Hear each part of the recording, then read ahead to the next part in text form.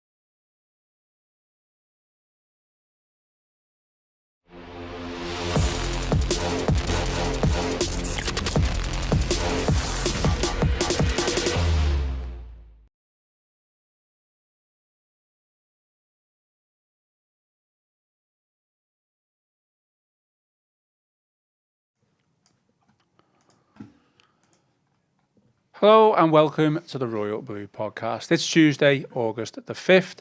We are live and I am your host, Ian Croll. Joining me in the Royal Blue studio today to talk all things Everton, we've got Paul Wheelock. Paul, how are things? Okay? Good, mate. Yeah, just back from holiday and making some signings. Oh, you had a bit of a tan, to be honest. Yeah, Cyprus. It was very hot, 30 degrees every day, so yeah. And you said you spent most of it just reading Duncan Ferguson's book, We didn't you? just said that before. Obviously got 2 kids, so it's hard to get a minute's peace. We're in the pool for most of the day, but those rare moments of peace with a beer in one hand and a cocktail in the other. Sure. And the book somewhere. Well deserved. It was a really good book. Really enjoyed it.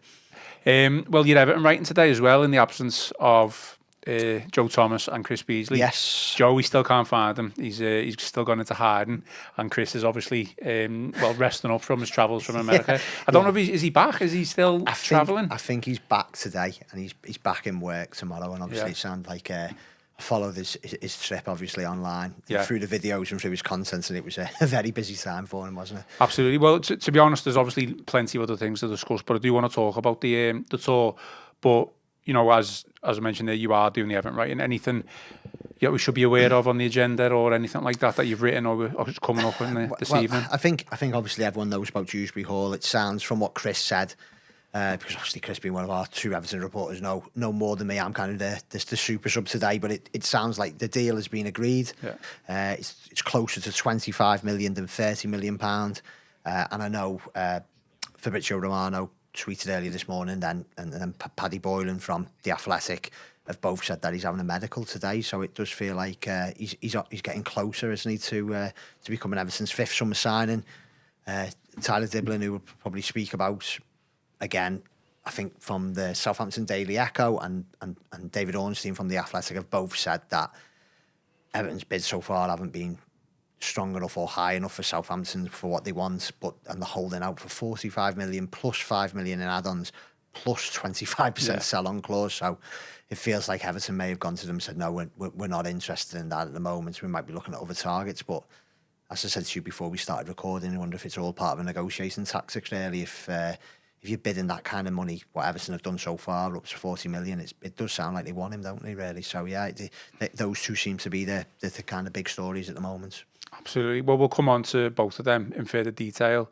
I do want to speak about the tour in itself. Obviously, you could probably say it's not been great. I just kind of want you to sum it up. But as always, give us a thumbs up and drop us a like if you haven't already, and subscribe to the channel.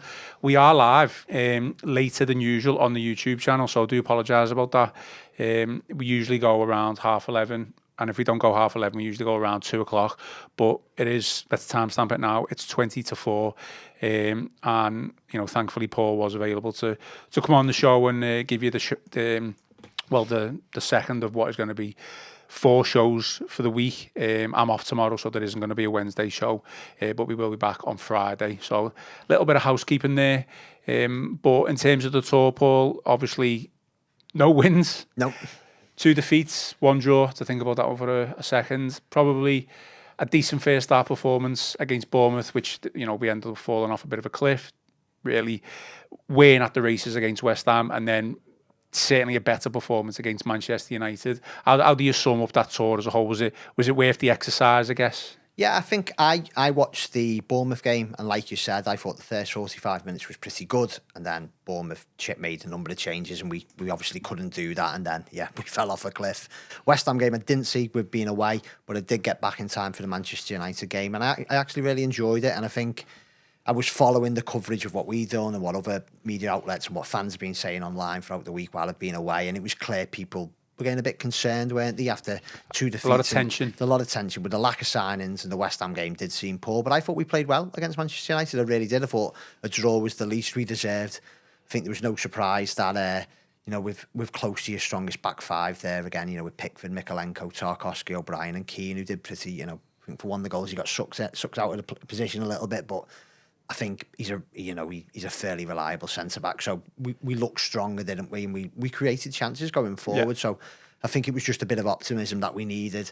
And then obviously after the game, Moyes spoke about the signings, like he thinks that's something going to happen this week. So that was further good news. But in terms of like the off the field, it seemed to be a really big success, hasn't it? I'd say I follow Chris's coverage. He was excellent while he was over there. And it feels like Everton have got a real footprint in America. And I know teams like Man United are obviously bigger deals over there than us, and you could see that in the crowds, couldn't you? There were a lot of red shirts for all the Summer Series matches, but it seemed to be a really successful trip, and we've got to grow as a club, haven't we? And, hopefully the games, even though the results didn't go our way, a lot of players have got a lot of minutes, haven't they? And hopefully it gets them ready for the big one against Leeds in a couple of weeks' time. I mean, we've just talked about the tension. It wasn't just the fans who were a little bit anxious, I guess. Yeah. Moyes clearly was with some of the comments. We talked at length on Monday's podcast, so only yesterday, me and Gav, about whether it was the right thing to say. Was it a shot across the bows? Was it just a bit of a, kick up the backside for the recruitment team, even the owners, to get some signings in? Obviously, it looks like 1 or 2 could be done before the end of the week, which is a positive. Where do you stand on what Moyes came out and said? Because I'll be honest with you, I didn't see it as a positive, really. No, It's difficult, isn't it? Because I was on a podcast not long before I went on holiday, and I think we were both saying at the time, weren't we, if there's no one in by, halfway through the tour, we're going to get a bit worried. So he definitely kind of, not fanned the flames, that's too strong, but he definitely, touched on how the fans were feeling, and clearly he was as well. And what I'd heard was that he was keen to get things moving. But what I think we've got to remember is it is difficult because we need so many players. And for a lot of other teams, 4 signings would be fairly good for this time of the year. And I know on one of the podcasts we did, we talked about other clubs haven't made too many signings themselves, but we desperately need bodies and we desperately need a bit more quality. So I could understand where he was coming from. It doesn't sound for the lack of trying, does it? The players we've gone in for so far, it doesn't sound for the lack of trying, but there's a lot new behind the scenes. I imagine there's people getting to know each other, really. Like the recruitment team, new CEO, Hammond, who's negotiating the deals. You've got a manager, a forthright manager, a person with strong views. I imagine they're all trying to work this out themselves, how they work best together. But, in the time I was a club reporter, I never dealt with David Moyes, but every manager is a bit like this in the summer because they want the players in. They want them drilled. They want them well before the first game of the season. So I could understand where Moyes came from, and if his intention was to put a bit of pressure on or to try and get this thing moving, well, it does appear to have worked, doesn't it? Because as I say, Dewsbury-Hall seems like he's on his way, and they're making bids for Dibbling. So yeah, I think it definitely upped the ante anyway, didn't it? Really, and hopefully we're going to see the positive impacts of it now. I mean, I appreciate the honesty of it all. Sometimes you can be too honest. I was just worried, and I think we're seeing that a little bit now in this negotiation for Tyler Dibling, that it makes the club come across as a little bit desperate. Southampton clearly don't really need to sell, I guess. It might be a negotiation tool. I know in the past there's been talk that they valued at about 100 million, which is obviously a ridiculous valuation. No one's ever going to pay that for someone who's just potential, even at that age, and at a team in the Championship as well. I just think that because they don't clearly need to sell, they're coming at it from a strong position, and they know Everton are maybe a little bit desperate now because of some of the things that Moyes has said. So I kind of look at it both ways from that point of view, really. Yeah, Dewsbury-Hall, Dewsbury-Hall, not Kieran. Dewsbury-Hall is obviously medical is on the way. You know, it looks set to go through. I think that's a really good signing, but that's just one of probably like 4 or 5 that we're going to need. We'll come on to Dewsbury-Hall then. A player who's had a fantastic season with Leicester in the 23-24 season. You know, a lot of goals, banging goals in, creating a lot of chances and a lot of assists, and he got his big move to Chelsea. In the Premier League, obviously going to be tough to try and, you know, get to that, you know, extra level, certainly at a club like Chelsea. What do you make of this signing, and which Dewsbury-Hall are we going to get? The one that, you know, played again for Leicester in the Championship, but can he, you know, transfer that over to the Premier League? Yeah, I quite like him as a player. I think he's had some good games against Everton in the past. I remember a time when it was kind of like him, Maddison and Tielemans in that Leicester midfield, and they seemed to have the number on us at Goodison in the games I went to against Leicester, and I was always quite impressed with him. He's box to box. I think he's got a good touch. He's got a pass. I don't think he scored a lot of goals in that one season with Leicester, but I think the rest of his career he hasn't managed loads and loads, to be honest. And at Chelsea, it's difficult, isn't it, to truly judge him, because he had Palmer probably in front of him and other players who could play in that number 10 role, and then you had Caicedo, Lavier and Fernandes, like three. That's one of the best midfielders in the Premier League. So, and he's come away from there as a Club World Cup champion. He's won the Conference League. I think he came on in the Conference League final and set up a goal. So he's had an impact there. It's not like he's gone there and sat on the bench all the time. Admittedly, he's not had many appearances at all in the Premier League. But that's what Chelsea did last year, didn't they? They rotated the squad between cups and the league. 26, pretty good age. I think it's a signing we need. I'm still not sure if who Moyes wants in that number 10. I get the feeling, if this is no inside information, I just get the feeling he's not quite sold on Alcaraz yet. Like before the game against Man United, he was talking about Alcaraz and he was saying he's been a great impact sub for us, and I just wonder whether he's not quite convinced Moyes yet of being the first choice in that midfield. And I just wonder if Dewsbury-Hall might be that kind of 10 midfielder, different to the core in terms of his stature, but that kind of, you know, the kind of like link between the attack and the midfield. I just wonder if that's what he's going for. Do you think it's anything to do with Alcaraz's work rate and his, you know, the things that he does off the ball rather than what he can do on the ball? Because quite clearly, you know, he is a good player technically on the ball. He did score a couple of goals last season, created a couple of assists. Yeah, look, he's had a bit of a poor pre-season, certainly on the tour. I don't think there's many who've covered themselves in glory, to be totally honest. But let's face it, a lot of the time it's been a bit of a makeshift 11. Never mind like a back four. I think a lot of the time it is tough in that sense. I think you might not see the best out of Alcaraz maybe until about 5-10 games in. You know, you'll have to see if he even gets in the team in that respect. So it is an interesting one. Dewsbury-Hall, I guess, is going to come in as a starter, you would expect. So we're interested. Where does he fit in there? Is he deeper? You just probably said there that he is probably the number 10. No, is he a number 10? But like against United, Garner was the deepest, wasn't he? He was like a number 6. Yeah. So I thought Ilebunen was pretty good the other night. I thought Garner was excellent, by the way. I thought Ilebunen was pretty good. So maybe does it allow just Gay to push out of position and go win the possession high up the pitch that he can do so well? And then does Garner sit back and then Dewsbury-Hall, that's his position to me. If they're going to play free in midfield, he's one of the more advanced players. So I could see that role for him, but you still wonder if that's the case. You still probably need a number kind of a holding midfielder, don't you? Unless Garner is going to become that, because I don't think Dewsbury-Hall is that at all. I don't think he's 1 or 2. He's probably 1 or 3, really, to be honest. We were talking about Ndidi, weren't he? Yes, he played defensive midfielder. Well. I don't know how. I know he was linked with going to Turkey. Besiktas, wasn't it? Yeah. So I don't know. That obviously he's an option. I would be satisfied if obviously Dewsbury-Hall coming in. I'm happy with that signing with another central midfielder coming in. And if it's Ndidi, then you know, so be it. Yeah. And then I think you could really focus then on the right wing. Yeah. Potentially right back. We had a discussion yesterday with Gav about whether we potentially just let Jake O'Brien be the right back now, and then do we bring in another a backup right back, or do we bring in another fourth choice centre back? There's a lot of permutations. There's a lot of variables that could potentially happen, but I think I'd be satisfied with those two, Dewsbury-Hall and Ndidi. Yeah. Oh, absolutely. Because then you've got those two, Idrissa Gueye, James Garner, and then you've probably got Boone and Harrison Armstrong. You probably have to make a decision on one of those, don't you? Whether one or both go out on loan. But I think we need a fourth one in there. But yeah, Dewsbury-Hall, good signing. It looks like it's going to come off. He's proven Premier League quality. Is he, if we're being brutally honest, going to take us into the top 4, 5, 6? Maybe not. But I think he's an improvement on what we've got so far, or a good different option. It feels quite a lot, 25 million, doesn't it? But Chelsea did sign him for 30, I suppose. And this is the whole thing, as you said earlier. It's very interesting, isn't it? Because we're desperate for bodies. I think we're desperate for one or two centre midfielders and desperate for a right winger. If we were to get those in before the Leeds game, I'd be okay with that, because we've got the loan market. We've got the loan market that we could bring another winger in. The right back's a big issue, as you say. I'm just talking about being desperate for a centre midfielder or a right winger.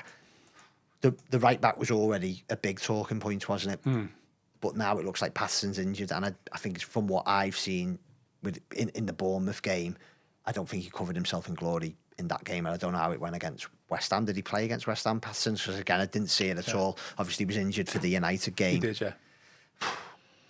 Seamus, we can't expect too much from Seamus in turning on the field now, so that could leave us down. If it is a hernia with Patterson, we're down to one right back. And Coleman's barely going to feature, is he? No, let's face it. We know why he's been signed as, with an extension for his contract. He's a go-between. He's a leader for a start, but he's a go-between from the players to the coaching staff, which I don't think is a bad thing. Moyes has got his reasons for signing him up as a player, registering as a player. So, but you can't, you are right. You can't just think, well, Coleman's going to return in the next week or two. Be the backup for O'Brien. It's just not going to be the case. I mean, we're getting lots of comments on Tyler Dibling. A lot of debate about whether Everton should pay this money. We will come on to that, but we've had a comment here from Dogs of Science. Paul kind of agrees a little bit, probably what you're saying with Alcaraz. So he says Alcaraz was always bought in as an easy squad filler at 12 million. Kiernan Dewsbury-Hall with Gay, and he would like us to sign David Luiz as well.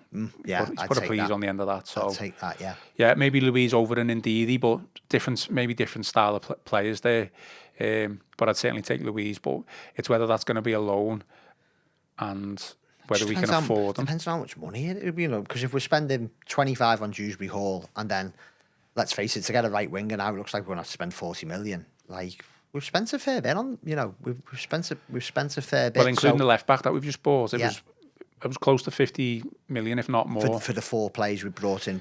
Yeah, it was, yeah. I mean, when I had this conversation last week, I think the last time, I know PSR works differently because you can amortise. Yeah.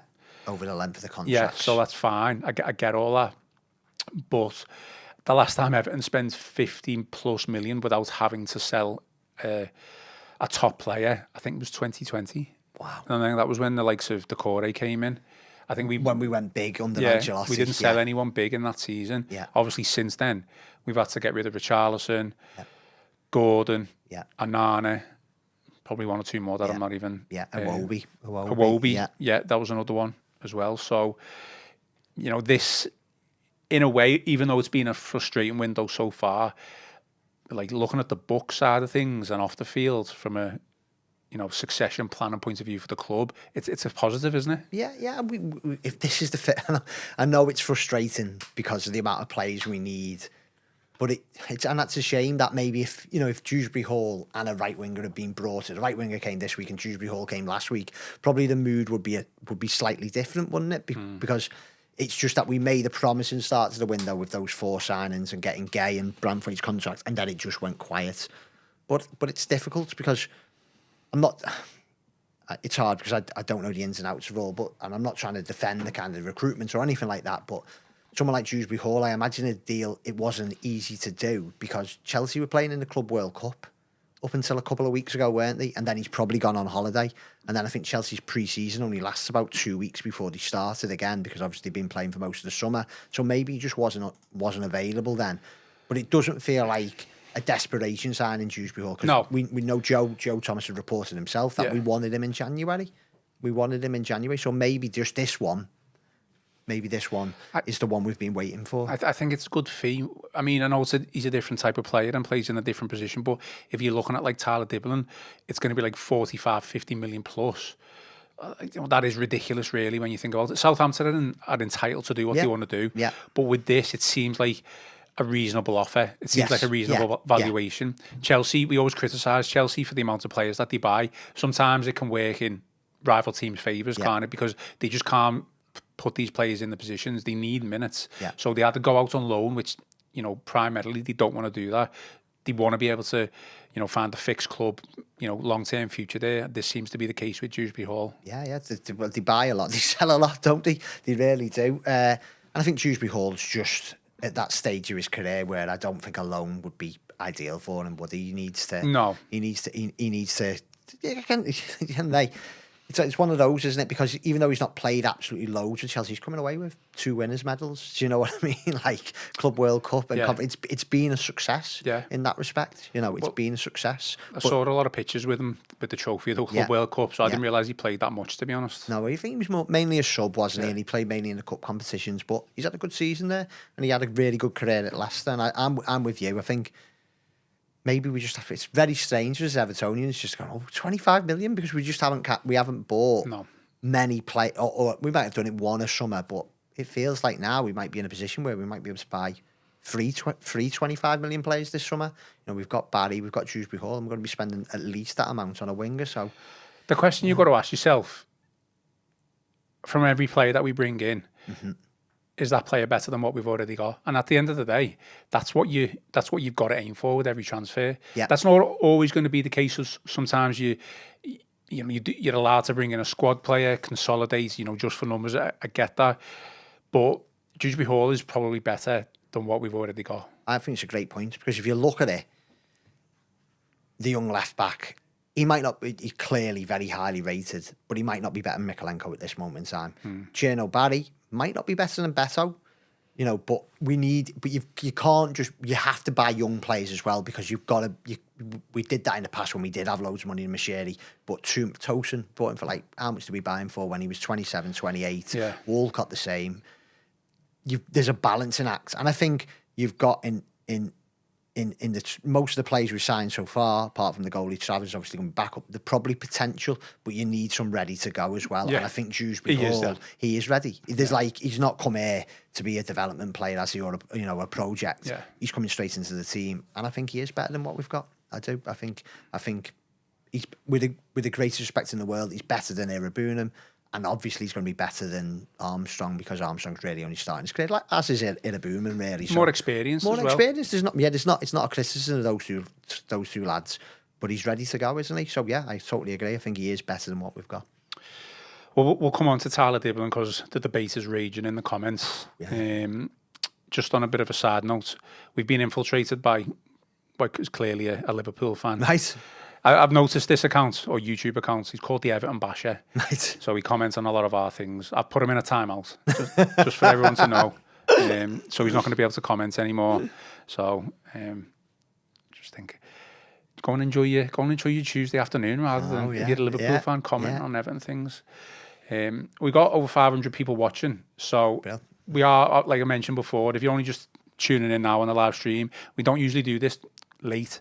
We're usually a little bit earlier. So if you missed a portion of this podcast, you can get it on all Royal Blue audio platforms after this is finished, and we'll upload it as an audio podcast. So Tyler Dibling, I mean, you kind of gave the update before. Should we remind people? Do you want to remind people exactly where we are with that? As you say, I'm no Joe Thomas and I'm no Chris Beasley. So, but from reading good sources, David Ornstein said it. You can't get too many better sources outside of the Echo and the Daily Echo in Southampton have said it as well. So, again, good local knowledge there. And they've both said that we believe the latest Everton bid was around 40 million. And Southampton have rejected that, but have come back with a counter proposal that says a £45 million fee plus 5 million add-ons, which are supposedly achievable. but then a 25% sell-on clause as well.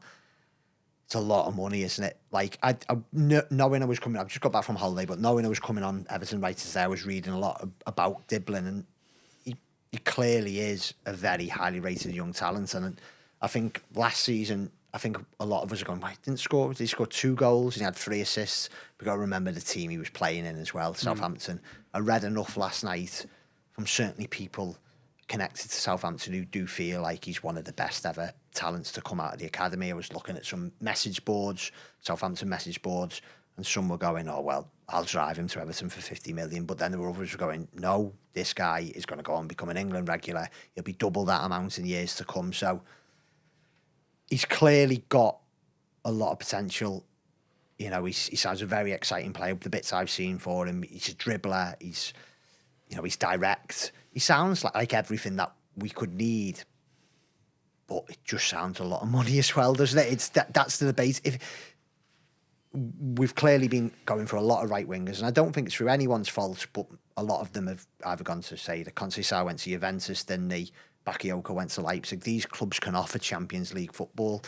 I just wonder how. And obviously, you've got to go down your list, haven't you? If Dibbling would say 4th or 5th, that's fine. No problem with that. It just depends on how much we want to go for. But to me, 40 feels the limit to me, to be honest. But if they really want him, maybe they'll have to go to 50. I mean, we got a comment here where I was literally just about to say this. I've actually got no problem with the 40 to 45 million value. If that's what Southampton think, then that's fine. That's up to them. We've been there with Branthwaite, haven't we, ourselves? Yep. With United. I do think it's over market value, if you want to call it that. Who if you have to look at players who have gone in that position in the last 12 months to 2 years, I guess you could probably put Anthony Gordon in that. Yeah. What was he, 45 million? Alanga's only just gone as well, 55 million. Yeah. You weigh up who's better. Obviously, at the moment, you'd probably say Alanga because he's got the Premier League experience. Yeah. He's proven it with Nottingham Forest. Even Anthony Gordon, even though this is not me being bitter in any way, shape or form, I thought he did okay for Everton, but I didn't think he had it in him to be a world beater or a world class player. So I was made up that we got, 45 million for him. There's other players like, is it Michael Elise, 50 million? The one who's just gone to Arsenal. Madueke, 50 million. Yeah. And these are all players who are Premier League experienced. They've proven themselves. They might not be world beaters as such, but then Tyler Dibling, 45 million, I guess, if that's what, even with this sell-on clause, Everton could have got those players for an extra 5 million. I know they've gone on to other teams. For me, for some reason, that's just sticking in my head. This is the comment that we've just had. Let me see if I can find it. Basically, it was just with regards to the 25% sell-on clause. Yeah, it feels excessive. So Lewis Dada says the 25% sell-on clause is a deal breaker. Yeah. It requires Everton to sell him for 65 million to break even, and Everton have all the risk and have to develop him. I think if that sell-on clause wasn't there, then I would be more than happy to pay the 40 to 45 million. I'd even say 45 to 50. Yeah.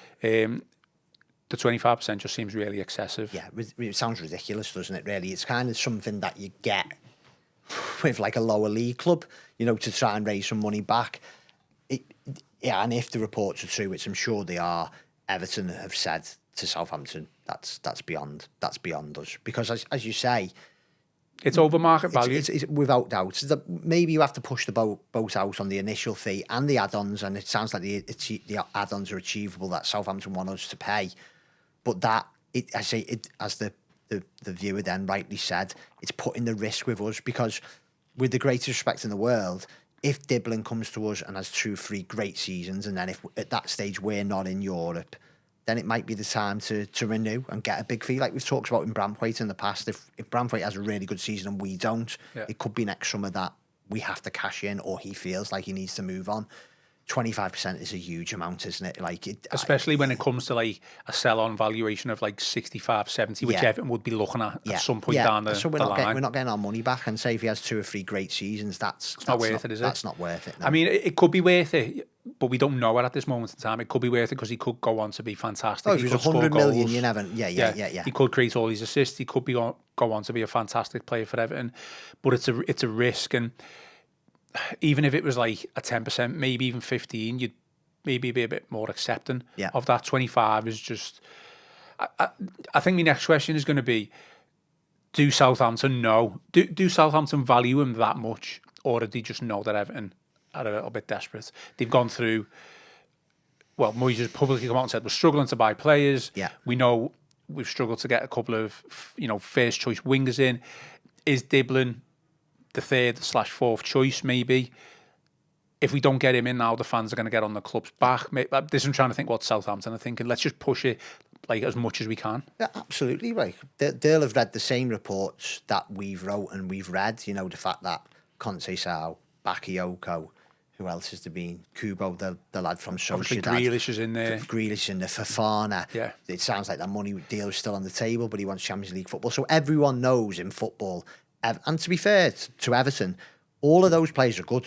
All of those, they're targeting the right players. But for whatever reason, as Moyes said, we're not getting them over the line. I don't think it's a finance thing. It feels like, because sadly we know how big Everton Football Club is, and we've got a really, hopefully exciting stadium going into, with new owners and a new stadium. But a lot of the kind of players will have looked and thought, well, they've had the last 2-3 seasons battling relegation. I could go to Juventus, I could go to Leipzig, I could stay at Sociedad and play in high-level European competition. So we've got to kind of, take our medicine a little bit with that one. So it's not for the lack of trying. It's just Southampton will know that too. And why we can't, on one hand, as you say, when United bid low money for Branthwaite and we laughed it off, that they've got every right to. And even you wonder if the fact that they've come up with this counter proposal shows that they're willing to sell. They're down. We can't forget that they've gone down. They will have the parachute payments. But, as you rightly said earlier, there was talk earlier this season of 100 million for him when they were in the Premier League. So he's at half now. I'm reading between the lines. The fact that they've come back with a counter proposal makes me think they're still up for negotiating this. Maybe Everton have said, like you said there, and said, no, that's not for us. And then maybe in a couple of days, Southampton will go back to him and go 15%. So, it's all part of the game, isn't it, really? It'll be interesting to see how much we want him. Because if he just, you just don't know. If we really want, we would bid 3 times for him, haven't we? 2 or 3 times. Yeah. So, for me, it'll come down to what Everton have actually got to spend. Yeah, which we don't know. We're obviously not privy to that. I know there can always be a couple of workarounds with regards to PSR, etc. But if it means paying more for Dibbling and maybe not getting, a right back in or something, I'm not saying that's the case, but using that as an example, do the club do that? I'm not saying I don't know what the answer is to that, to be honest. There's obviously targets and certain areas that are more pressing than others. The right wing is a priority. It's a top priority. If anything, we probably could have done with another. We could do with 2. 2, yeah. Do you know what I mean? Because McNeil, although he's played on the right, not his position. Like to talk about McNeil, to be honest, but it's definitely not his position. So if it means spending more on Dibbling, do we just say, well, we'll just maybe get a loan in, like a poor man's loan, something like that on as a right back? I don't know. It's a tough one. We've got an interesting comment here, which we're going to have to clarify or verify, should I say. This is regards to the percentage of the sell-on clause.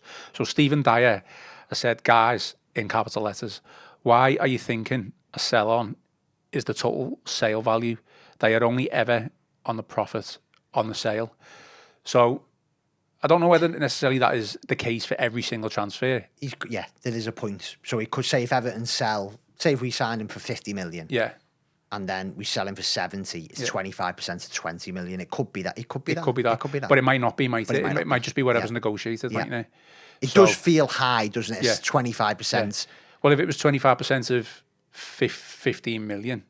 That's not too bad then, is it? Well, say it was 50 million that we got him for, and then obviously sold him for like 65 million or something like that. So it might be 25% on that, but it's still high. I don't care what anyone says. And from what it sounds, Everton are not willing to go there just yet. You know, my only concern is, do we now go back for players that we've already shown an interest in, or do we move along again, which clearly means we're going to like 5th choice? Yeah. I mean, who are the players out there we were discussing, weren't we, before we came in? We've got Grealish, who is only ever going to be a loan deal. Do we just go late on in the window? You feel as well. Do we go all out for Grealish? Kubo, there just doesn't seem to be any movement there whatsoever. For Fofana, there was a little bit of movement, but even then, it's kind of like, how realistic is that? Because at Everton being used just to get the ball moving on him, moving to a Champions League team. Yeah, it does feel like the music on that one is, and obviously Everton have done business with Leon in the recent past, haven't they, really? It feels like a deal there could be done, but it just sounds like he wants to go to a Champions League club. And like, we can't offer that at the moment. And Kubo at Real Sociedad, what they've done in recent years, they've proved, like, even though Marino and Zubimendi have both gone to Arsenal, if they want to hold on to a player, or they'll want really big money. And I can imagine if we're going to be talking about 45, 50 for Dibbling, it'll be even more for Kubo. But he was obviously a more established player. I think Dibbling one's an interesting one. I can't imagine we've gone in for him 2 or 3 times without him being a real priority, really high up that list, because that's just a lot of money, you know. And my concern, I'd be excited by it. I really would, because I think he's a really good young player. But there's a lot of pressure that, you know, like, you know, for a young player, if he's going to be our marquee signing, there's quite a lot of pressure on that one, and especially because, 19, as you said, it's a right winger. It is a priority position. Whoever comes in, you want him in that first team, don't you, straight away? But I've made my mind up, thanks to Stephen's comment, with regards to the 25%. What do you reckon? Only being on profit, I'd pay it. I'd go for it. I'd go for Southampton's counter offer. I don't think the club are, but I would, because you're only delaying things further, and you were willing to pay 40, so why not? You know, what difference is the extra 5? Yeah, the extra 5 was only in like installments, wasn't it? Easy installments, like bonuses, easily achievable. Yeah. So that even then that can be paid over a couple of years. Yeah.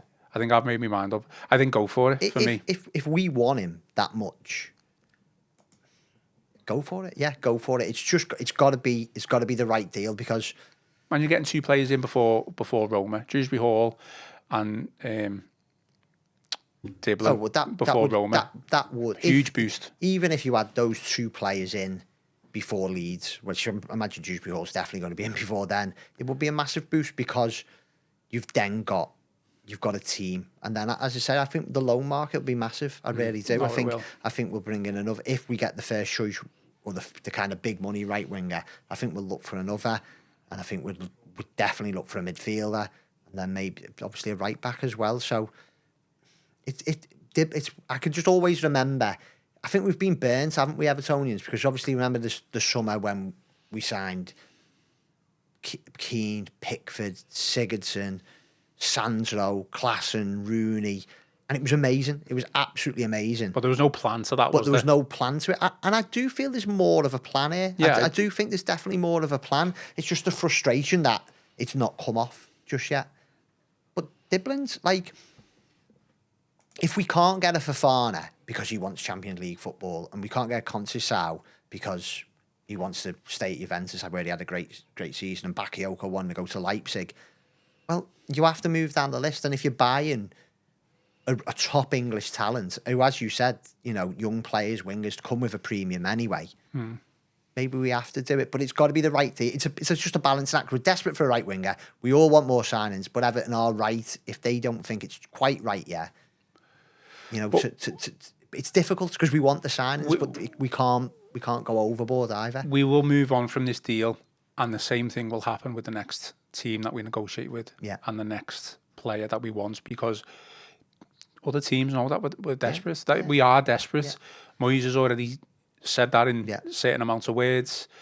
Frustrated that we haven't been able to get the players that he wants in, and the more you go down your list of targets, the less lesser quality that they're going to have. Yeah, we're not alone. Or more risk it's going to be. Look at Newcastle. They want. They're struggling as well, aren't they? They can't get that they're deal over. Champions League team. Yeah, Sesko.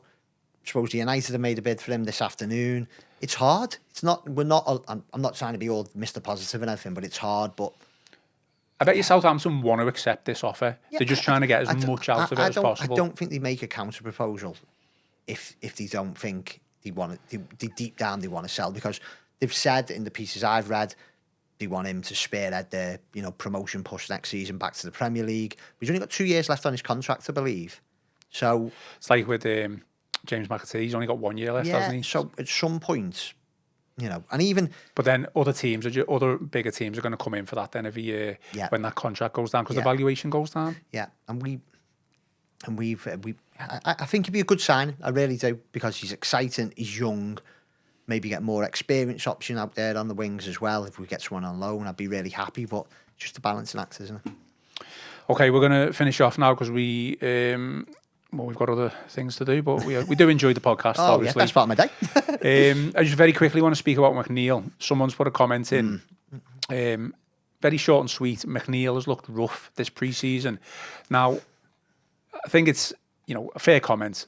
However, Chris Beasley spoke to Dwight, I think, a couple of weeks ago on the pre-season tour, and this is what he said. He says, "I see this as a big season for me. I think this is going to be a massive year for the club. I want to be a part of that. I'm turning 26 this year. So for me, with where I want to go, I need to be pushing on, and I see myself as a senior player now."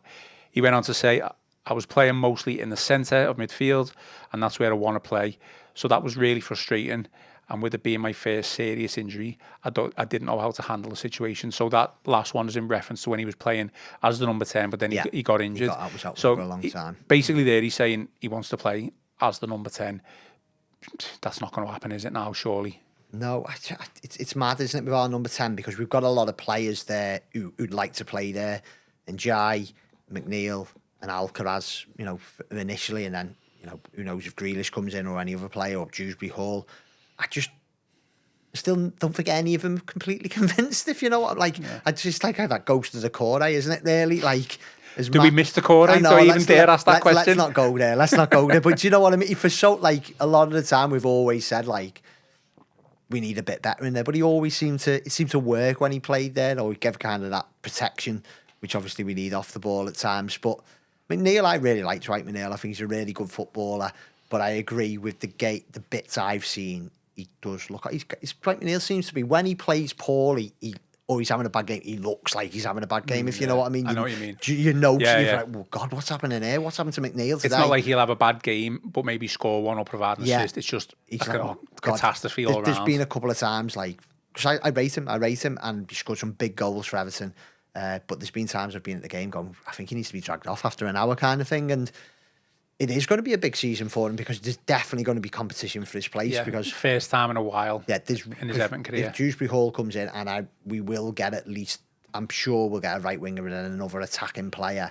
That's big competition. And I know there's not, as you rightly said earlier, not a lot of players have come off the tour really going, wow, what a week they had. But I thought Njai in his first half against Bournemouth was great. United the other night was excellent to me. It's him and two others at the moment. I just think he could kick on this season. I really did. We're just doing a bit. He did some quotes on the Everton website, so kind of put that into a piece that we're doing this afternoon. And he got 11 goals last season, his first full season in the Premier League. I think 9 were in the Premier League. Just watching him against United the other night, I thought he could kick on this season. Yeah. I thought he was great the other night. Really did. Well, it'll be interesting, especially if we bring more players in, which obviously we hope we do. Be interesting to see how McNeil's Everton career develops. I mean, let's face it, he's got a wonderful left foot. No one can deny that. When he gets in and around just outside the box and he lets rip, if it's on target, there's a very good chance of that going in. It's just, I guess it's his overall game, and what can he provide the team other than like say a decent shot and a cross if he's out on the left. But if Ndai's on the left, he's not getting in ahead of Ndai. No, and we need we need pace, don't we? We need directness. He doesn't offer any pace, does he? Yeah, and that's fine. It takes all sorts, doesn't it? But that's where we need to get to. We need we need, if we get 2 more in, all of a sudden your bench, you've got, say if it's McNeil and Alcaraz on the bench with 2 of, I don't know, Grealish or Dewsbury-Hall and Dibbling, all of a sudden you've got a bit of quality there, haven't you? You've got options, and that from what I seen, certainly in the Bournemouth game, and it sounded the same against West Ham, the bench, there was nothing, was there? There was nothing to change the game. No. We can't have that going on in the season. That's the thing. That's why Moyes is clearly been a bit annoyed. Any final thoughts then before we shoot off? No, looking forward to Roma on Saturday. Yeah, you going? Yeah, you're going yourself, aren't you? I am. Yeah, I'm really looking forward to that.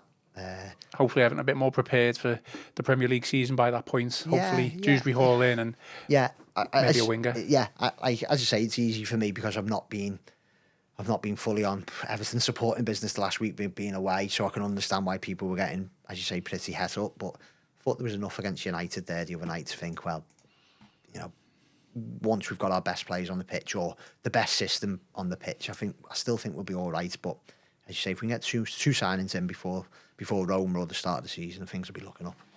Okay, well, we'll call it a day. No Wednesday show, but we are back Friday, so keep an eye out for that, for the preview of the Roma game, and hopefully there'll be some news with regards to transfers. Hopefully Dewsbury-Hall will be an Everton player at that point, and there'll be a bit more talk on other transfers later on. Definitely. Okay, please remember to give us a like and subscribe to the channel. Drop us some 5-star reviews on Apple and Spotify. Most importantly, enjoy the rest of your day, enjoy the rest of your week. Thanks, Paul, and I've been Ian Croll, and this has been the Royal Blue Podcast.